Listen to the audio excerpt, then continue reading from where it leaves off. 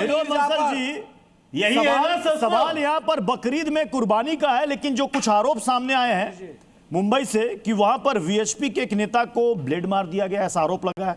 घाटकोपर में हिंदू पक्ष ने आरोप लगाया कि वहां पर जब इन्होंने विरोध किया तो कुछ लोग आकर मुंह पर थूक कर चले गए और कहते हैं तुमको देख लेंगे।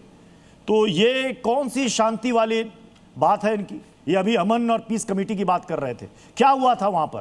किसे ब्लेड लगा है वीएचपी के नेता को?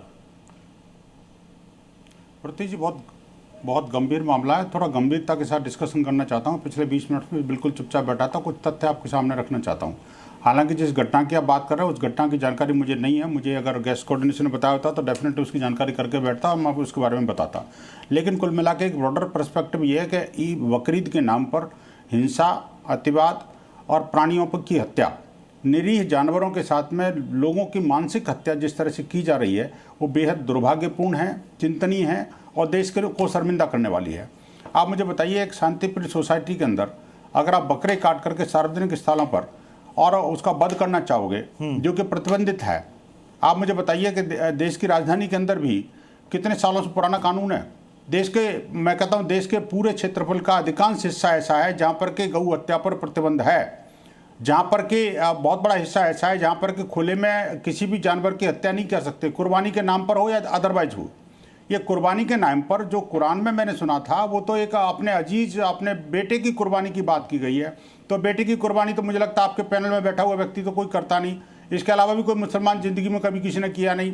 अगर पैगंबर को मानता है तो निश्चित रूप से सबसे पहले अपने बेटे की कुर्बानी शुरू करनी चाहिए। अगर प्रतीकात्मक है तो मैं कहता हूँ जीव हत्या क्यों?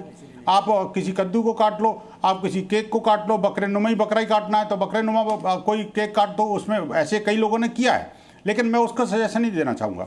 मैं कहना चाहता हूँ सीधा सीधा, मेरी आत्मा के ऊपर अगर मेरी माता के ऊपर हमला हुआ तो स्पष्ट तौर पर मैं चेतावनी देता हूँ, भारत का हिंदू समाज इसको सहन नहीं कर सकता, क्योंकि हम गौ पूजक समाज के लोग हैं।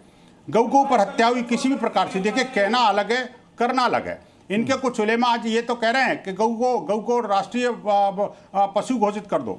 माता को पशु कहना ये इनकी बदजुबानियत का हिस्सा है, एक बात। दूसरी बात ये कि अगर किसी ने इसको आहत करने की कोशिश करी, हिंदू समाज की आस्था और विश्वास के साथ किसी ने घात किया, तो निश्चित रूप से याद रखना कि गौ मांस और गौवंश की हत्या तो प्रतिबंधित है, लेकिन सुअर का वध प्रतिबंधित नहीं है। याद रखना, स्पष्ट तौर पर समाज खड़ा हो गया तो आपको बहुत भारी पड़ेगा।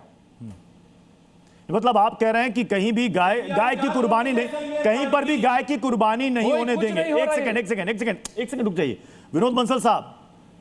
लेकिन वहां पर हुमायूं कबीर ने कहा है कि हमें कानूनन इजाजत है, अगर गाय 14 साल से ऊपर है, मेडिकली फिट है, तो हमें कुर्बानी से कोई रोक नहीं सकता। आप कैसे रोकिएगा? विश्व हिंदू परिषद कैसे रोकेगा? क्या वहां पर कानून बदल देगा? कैसे रोकेगा? मैं चेतावनी देता हूं।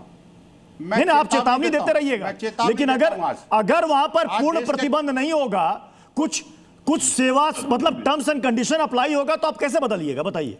आप केवल चेतावनी देते रह जाइएगा। हाँ, मैं बता रहा हूं प्रतीक, मैं बता रहा हूं। देखिए क्या होता है कि अगर आप ये कहते हैं कि कानून से ही आप रोकोगे, डंडे के ही यार हो, तो कानून चाहिए आपको ना। लेकिन मुझे कोई सुअर बेचने से या सुअर को पालने से कोई रोक नहीं सकता ना जी। अब सुअर का नाम लेते के साथ ही इनको मिर्ची लग जाएगी चारों पांचों को। लेकिन मैं चाहता नहीं है, ये तो कह रहे पालिया में कोई दिक्कत नहीं है। गुलाम साहब जी, ये देखिए, ये कह रहे पड़ोस में आके पालिए, कोई दिक्कत नहीं। ये कह रहे पड़ोस में पालने की दिक्कत नहीं हो रही है। हमें क्या लेने देना, खूब पालिए सुअर और कट भी रहे सुअर, ऐसा थोड़ी देश में कट नहीं दे। अरे दुबई में बिक रहा है, दुबई के अरे भाई तो जो कोई मना कर रहा है क्यों कह रहे हो? अरे नूर अहमद अजहरी जी मुस्कुरा रहे हैं। दुबई में विनोद बंसल जी सुअर पालिए आप।